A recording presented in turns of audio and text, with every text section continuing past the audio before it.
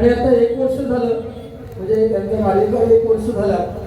आपल्या एरियातील सर्वांचे लाडके कार्यसम्राट आमदार सन्माननीय अशोकदादा पाटील यांनी या ठिकाणी या मंदिराचं सुशोभीकरण, त्याचप्रमाणे सभागृहावरील शेडचं व अतिशय सुंदर लादीचं काम या त्यांच्या माध्यमातून केलेलं आहे. एकदा त्यांच्यासाठी जोरदार टाळ्या वाजवा आणि त्यांच्या कार्यक्षमतेला सलाम करूया आपण. टायमिंगचं बंधन दोन्ही बोर्ड दिलेलं आहे. पहिली खरं तर 30 मिनिटं दिलेली होती, पण शेवटी विनोद चव्हाण बुवा आहेत, त्यांच्या गायकी ते सगळं बाकी सगळं क्रिएटिव्हिटी वाढवण्याला 1 तास लागतोच. त्यामुळे ठीक आहे, थोडंसं टायमिंगचं बंधन बुवाने गजरामध्ये पाळलं तर मग ठीक होईल, म्हणजे ते चांगलं होईल. खूप चांगलं सांगितलं आहे बुवा, काही शब्द मला बोललेले नाही. परंतु आज गणपती बाप्पाचा 39वा हा वर्धापन दिन आहे आणि त्यानिमित्त आपण बुवांच्या 4 वेळा बाऱ्या झाल्या. माझ्या सुद्धा बुवा 3-4 वेळा या ठिकाणी बाऱ्या झालेल्या आहेत. म्हणजे आपल्यावर लोक ही प्रेम करतात, त्यामुळे वारंवार, त्यामुळे आपण सुद्धा काहीतरी देणं लागतो.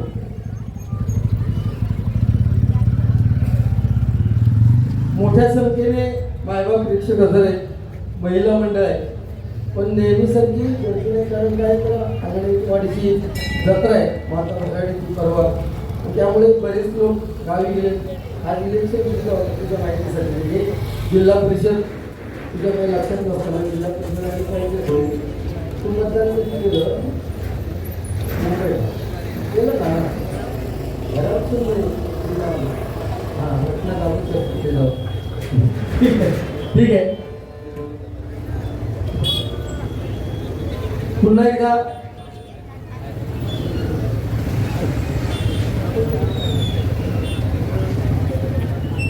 सन्माननीय गुरुनाथ नागरेकर यांच्याकडून हे 100 रुपयाचं पारितोषिक पकवान मोदक सागर कदम यांच्यासाठी आलेले आहे. त्याचप्रमाणे सन्माननीय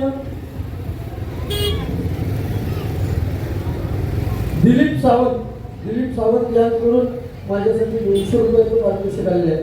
अजय भुवड बुवा भांडुपचे त्यांनी माझ्यासाठी 100 रुपयाचं पारितोषिक दिलेलं आहे. आणि सन्माननीय गुरुदास सावंत आमचे मार्गदर्शक आणि मित्र, त्यांनी माझ्यासाठी 500 रुपयाचं पारितोषिक दिलेलं आहे. आणि प्रेमाचं प्रतीक म्हणून मला त्यांनी सुद्धा एक डायरी दिलेली आहे.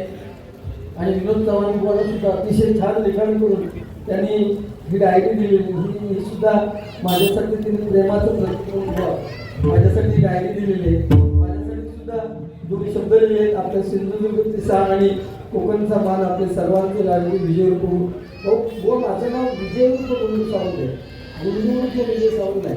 तर तुम्ही तुमचा आधी काय तुम्हाला समाजात नाही. तू मगाशी सांगतो चिटणीसांचे आभार मानतो, नंतर परत सांगतो सेक्रेटरीचे आभार मानतो.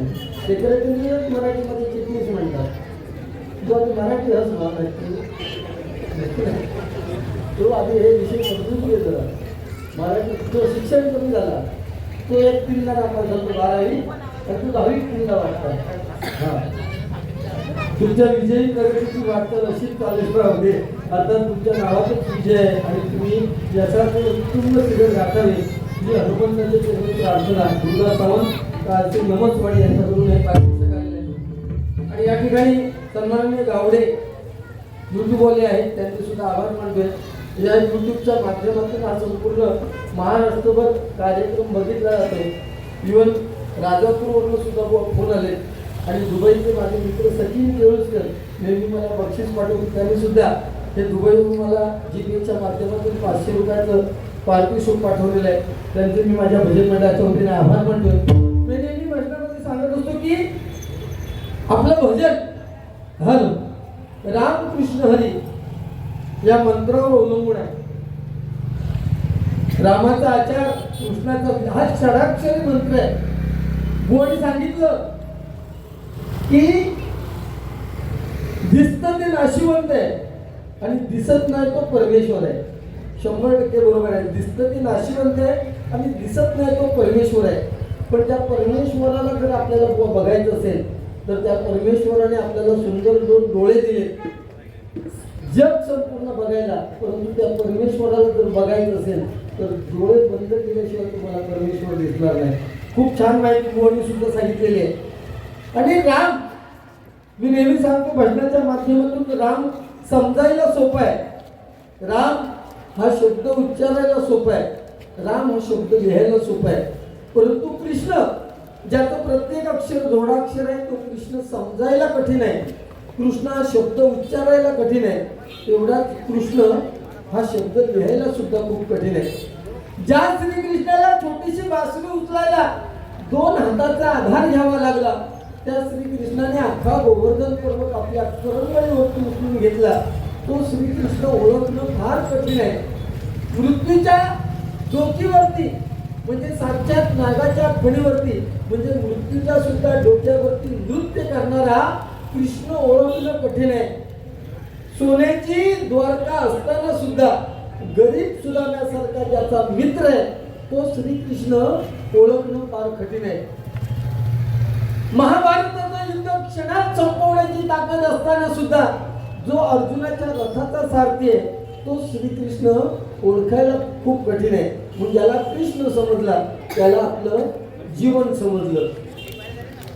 परंतु ह्या कलियुगात सत्य, त्रेता, द्वापर आणि कली, या कलियुगात परमेश्वराच्या जवळ जाण्याचा मार्ग एकच आहे, आणि ते म्हणजे भजन, कीर्तन, नामस्मरण आणि प्रवचन.